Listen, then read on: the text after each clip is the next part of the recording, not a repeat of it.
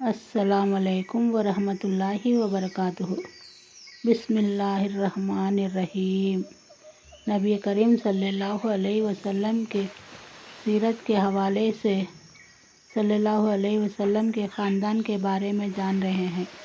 نبی صلی اللہ علیہ وسلم کے دادا عبد المطلب کے بارے میں۔ بیت اللہ کے تعلق سے عبد المطلب کے ساتھ دو مہتوپورن گھٹنائیں گھٹیں، ایک زمزم کے کنویں کی کھدائی کی گھٹنا اور دوسری ہاتھی کی گھٹنا۔ زمزم کے کنویں کی کھدائی۔ پہلی گھٹنا کا سار یہ ہے کہ عبد المطلب نے سپنا دیکھا کہ انہیں زمزم کا کنواں کھودنے کا حکم دیا جا رہا ہے اور سپنے ہی میں انہیں اس کی جگہ بھی بتائی گئی۔ انہوں نے جاگنے کے بعد کھدائی شروع کی اور دھیرے دھیرے وہ چیزیں برآمد ہوئیں جنہیں بنو جرہم نے مکہ چھوڑتے وقت زمزم کے کنویں میں گاڑ دی تھی، ارتھات تلواریں، کوچ اور سونے کے دو ہرن۔ عبد المطلب نے تلواروں سے کعبے کا دروازہ ڈھالا، سونے کے دونوں ہرن بھی دروازے میں ہی فٹ کیے اور حاجیوں کو زمزم پلانے کی ویوستھا کی۔ کھدائی کے دوران یہ گھٹنا بھی گھٹی کہ جب زمزم کا کنواں پرکٹ ہو گیا تو قریش نے عبد المطلب سے جھگڑا شروع کیا اور مانگ کی کہ ہمیں بھی کھدائی میں شریک کر لو۔ عبد المطلب نے کہا، میں ایسا نہیں کر سکتا، میں اس کام کے لیے مکھیہ روپ سے نیوکت کیا گیا ہوں۔ لیکن قریش کے لوگ نہ مانے، یہاں تک کہ فیصلے کے لیے بنو سعد کی کاہنہ اور عورت کے پاس جانا طے ہوا اور لوگ مکہ سے روانہ بھی ہو گئے، لیکن راستے میں پانی ختم ہو گیا۔ اللہ نے عبد المطلب پر بارش برسائی جس سے انہیں زیادہ پانی مل گیا، جبکہ ورودھیوں پر ایک بوند پانی نہ برسا۔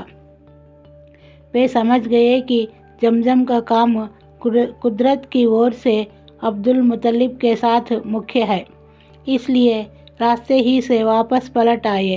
یہی موقع تھا جب عبد المطلب نے منت مانی کہ اگر اللہ نے انہیں 10 لڑکے دیے اور وہ سب کے سب اس عمر کو پہنچے کہ ان کا بچاؤ کر سکے تو وہ ایک لڑکے کو کعبے کے پاس قربان کر دیں گے۔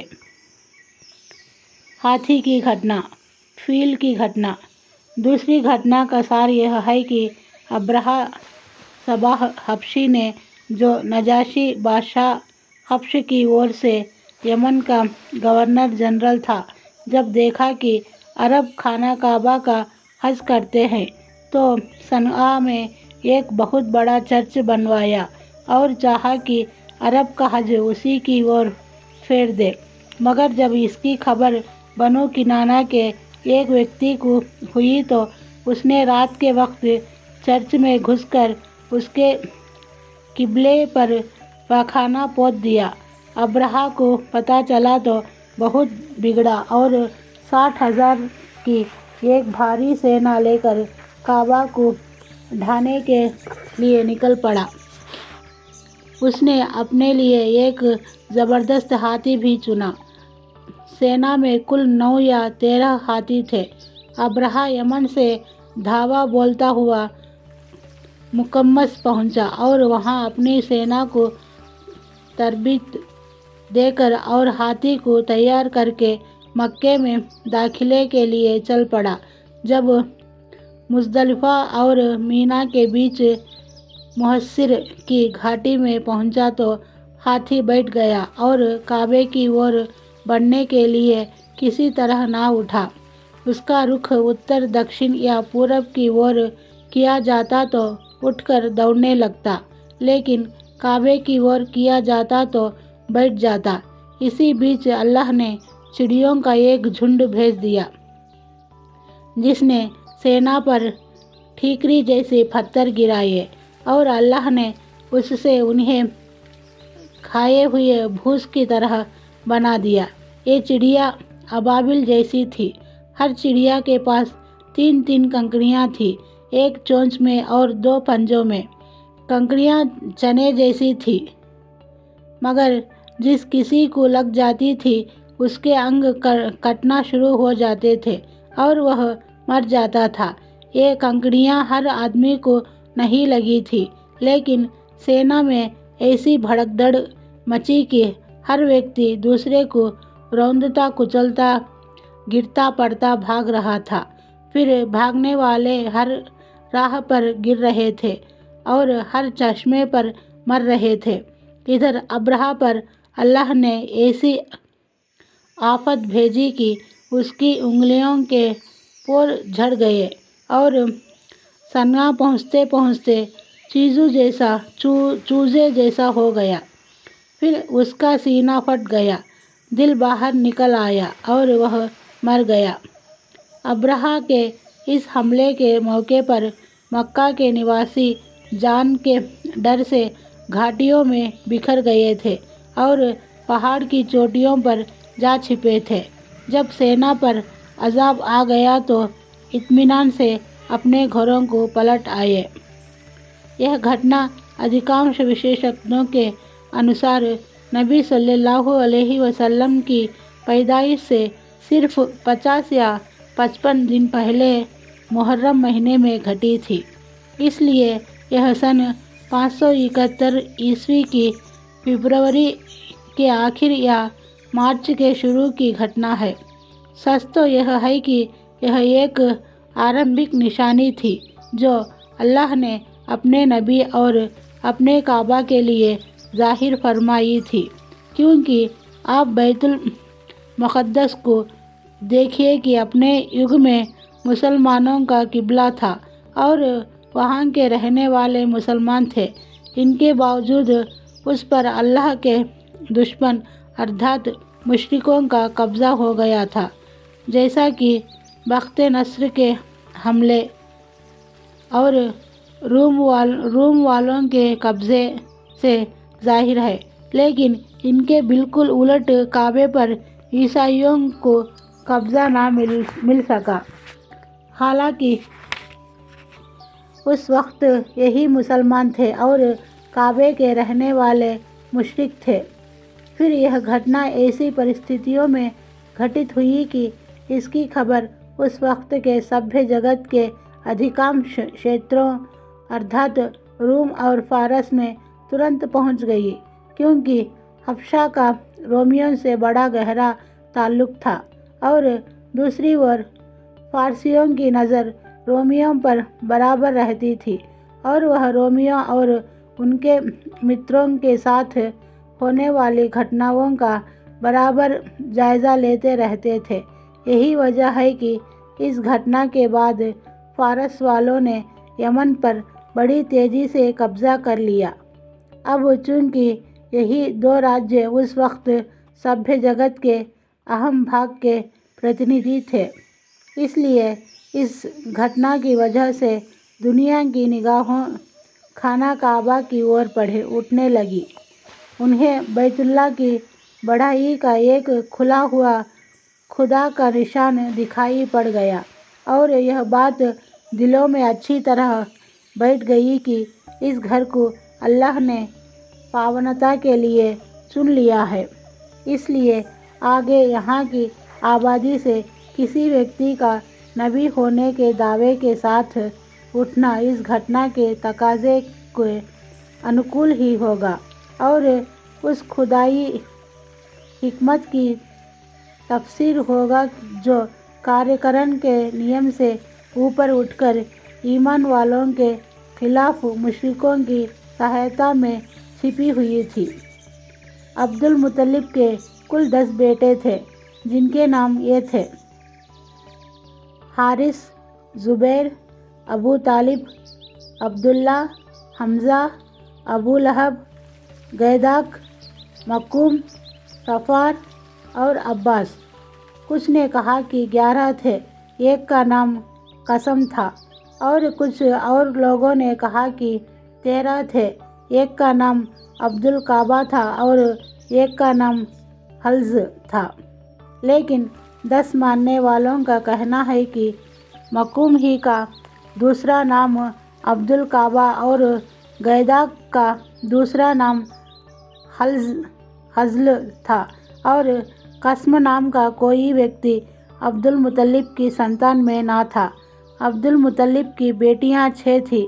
नाम इस तरह है: उम्मुल हाकिम, इनका नाम बैज़ा है, बर्रा, आतिका, सफ़िया, अरवा और उमैमा। अब्दुल्ला प्यारे नबी सल्लल्लाहु अलैहि वसल्लम के पिता। इनकी माँ का नाम फ़ातिमा था और वह अम्र बिन आइज़ा बिन इमरान बिन मखज़ूम बिन यकाज़ा बिन मुर्रा की बेटी थी। अब्दुल मुत्तलिब की संतान में अब्दुल्ला सबसे ज़्यादा खूबसूरत, पाक दामन और चहीते थे और ज़बीह कहलाते थे। ज़बीह कहलाने की वजह यह थी कि जब अब्दुल मुत्तलिब के लड़कों की तादाद पूरी 10 हो गई और वे बचाव करने के योग्य हो गए तो अब्दुल मुत्तलिब ने उन्हें अपनी मन्नत बता दी। सब ने बात मान ली। इसके बाद कहा जाता है कि अब्दुल मुत्तलिब ने उनके दरमियान कुरअंदाज़ी की तो कुर्रा अब्दुल्ला के नाम निकला। वह सबसे प्रिय थे। इसलिए अब्दुल मुत्तलिब ने कहा कि ये अल्लाह वह या 100 ऊँट। फिर उनके और ऊँटों के दरमियान कुरअंदाज़ी की तो कुर्रा 100 ऊँटों पर निकला। और कहा जाता है कि अब्दुल मुत्तलिब ने भाग्य के तीरों पर इन सबके नाम लिखे और हुबल के निगरा के हवाले किया। निगरा ने तीरों को गर्दिश देकर कुर्रा निकाला तो अब्दुल्ला का नाम निकला। अब्दुल मुत्तलिब ने अब्दुल्ला का हाथ पकड़ा, छुरी ली और ज़िबा करने के लिए खाना काबा के पास ले गए। लेकिन कुरैश और ख़ास तौर पर अब्दुल्ला के ननिहाल वाले अर्थात बनु मखज़ूम और अब्दुल्ला के भाई अबू तालिब आड़े आए। अब्दुल मुत्तलिब ने कहा, तब मैं अपनी मन्नत का क्या करूं? उन्होंने मशवरा दिया कि वह किसी महिला अर्राफ़ा के पास जाकर हल मालूम कर ले। अब्दुल मुत्तलिब अर्राफ़ा के पास गए। उसने कहा कि अब्दुल्ला और 10 ऊँटों के दरमियान कुर्रा डाले। अगर अब्दुल्ला का नाम कुर्रा निकले तो 10 ऊँट और बढ़ा दे। इस तरह ऊँट बढ़ते गए और कुर्रा निकालते जाए यहाँ तक कि अल्लाह राज़ी हो जाए। फिर ऊँटों के नाम कुर्रा निकल आए तो उन्हें ज़िबा कर दे। अब्दुल मुत्तलिब ने वापस आकर अब्दुल्ला और 10 ऊँटों के बीच कुर्रा डाला, मगर कुर्रा अब्दुल्ला के नाम निकला। इसके बाद वह 10-10 ऊँट बढ़ाते गए और कुर्रा डालते गए, मगर कुर्रा अब्दुल्ला के नाम ही निकलता रहा। जब 100 ऊँट पूरे हो गए तो कुर्रा ऊँटों के नाम निकला। जब अब्दुल मुत्तलिब ने उन्हें अब्दुल्ला के बदले ज़िबा कर दिया और वही छोड़ दिया। किसी इंसान या दरिंदे के लिए कोई रुकावट ना थी। इस घटना से पहले कुरैश और अरब में खून बहा। दियत की मात्रा 10 ऊँट थी, पर इस घटना के बाद 100 कर दी गई।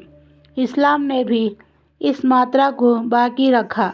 नबी सल्लल्लाहु अलैहि वसल्लम से आपका यह इरशाद रिवायत किया जाता है कि मैं 2 ज़बीह के संतान हूँ, एक हज़रत इस्माईल अलैहिस्सलाम और दूसरे आपके पिता अब्दुल्ला। अब्दुल मुत्तलिब ने अपने बेटे अब्दुल्ला की शादी के लिए हज़रत आमिना को चुना। वहब बिन अब्द मुनाफ बिन ज़ोहरा बिन किलाब की सुपुत्री थी और वंश और पद की दृष्टि से कुरैश की उच्चतम महिला मानी जाती थी। उनके पिता वंश और श्रेष्ठता के दृष्टि से बनु ज़ुहरा के सरदार थे। वह मक्का ही में विदा होकर हज़रत अब्दुल्ला के पास आई, मगर थोड़े दिनों बाद अब्दुल्ला को अब्दुल मुत्तलिब ने खजूर लाने के लिए मदीना भेजा और उनका वही देहांत हो गया। कुछ सीरत के विशेषज्ञ कहते हैं कि वह व्यापार के लिए शाम देश गए हुए थे। कुरैश के एक काफिले के साथ वापस आते हुए बीमार होकर मदीना उतरे और देहांत हो गया। नबगा जादी के मकान में दफन किए गए। उस वक्त उनकी उम्र 25 वर्ष थी। अधिकांश इतिहासकारों के अनुसार अभी अल्लाह के रसूल सल्लल्लाहु अलैहि वसल्लम पैदा नहीं हुए थे। अलबत्ता कुछ सीरत लिखने वाले कहते हैं कि आपका जन्म उनके देहांत से 2 महीने पहले हो चुका था। जब उनके देहांत की खबर मक्का पहुंची तो हज़रत आमिना ने बड़ा ही दर्द भरा मरसिया कहा, जो यह है। बतहा की गोद हाशिम के बेटे से खाली हो गई। वह चीख पुकार के दरमियान एक कब्र में सो गया। उसे मौत ने एक पुकार लगाई और उसने लब्बैक कह दिया। अब मौत ने लोगों में इब्ने हाशिम जैसा कोई इंसान नहीं छोड़ा। वह शाम जब लोग उन्हें तख्त पर उठाए ले जा रहे थे, अगर मौत और मौत की घटना ने उनका वजूद ख़त्म कर दिया है तो उनके चरित्र के चिन्ह नहीं मिटाए जा सकते। वह बड़े दाता और दयालु थे। अब्दुल्ला का छोड़ा हुआ कुल तरका यह था: 5 ऊँट, बकरियों का रेवड़, एक हबशी लौंडी जिनका नाम बरकत था और कुनियत उम्मे ऐमन। यही उम्मे ऐमन है जिन्होंने अल्लाह के रसूल सल्लल्लाहु अलैहि वसल्लम को गोद में खिलाया था। अस्सलाम वालेकुम व रहमतुल्लाहि व बरकातुहू।